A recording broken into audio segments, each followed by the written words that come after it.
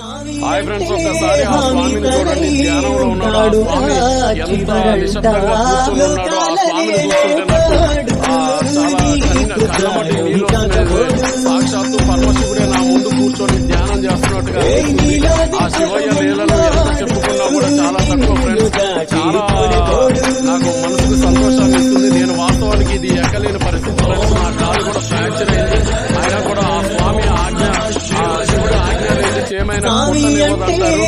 కానీ ఆ చేమ నన్ను పుట్టిందనుకుంటాడు. ఆ శివయ్య దర్శనాన్ని నాకు నైట్ టైం లో ఇస్తున్నాడు. ఓం నమ శివాయ, హర హర హర పార్వతీ నమో నమః. హాయ్ ఫ్రెండ్స్, నేను ఇంకా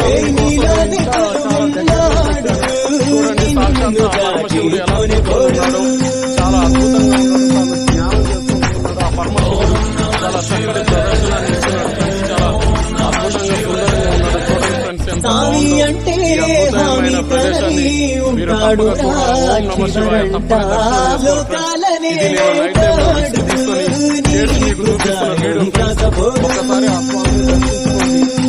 చూడండి ఫ్రెండ్స్, ఆ స్వామి ఎలా చాలా ధ్యానంలో ఉన్నాడు. చాలా అందంగా ఉన్నాడు. ఆ స్వామిని దర్శించుకుంటుంటే నాలో ఉన్న కష్టాలన్నీ పోతున్నాయి ఫ్రెండ్స్. నేను ఎంతో కష్టాలతో ఆ స్వామిని ఈ వీడియో తీయడానికి నేను వచ్చాను ఫ్రెండ్స్. చాలా అద్భుతమైన ప్రదేశం ఇది. మీరు తప్పక చూడాలి ఫ్రెండ్స్. ఇది గంగా భవాని స్నానాల ఘాట్ అంటారు దీన్ని. మీరు ఇక్కడ స్నానం చేసి ఆ పరమశివుని సాక్షాత్తు మీరు దర్శించుకోండి. అద్భుతాన్ని మీకు చక్కటి వరాలను గురించి ఆ స్వామిని నమ్ముకోండి. ఓం నమ శివాయ, ఓం నమ శివాయ. మీ కష్టాలు తీర్చుకోండి స్వామి.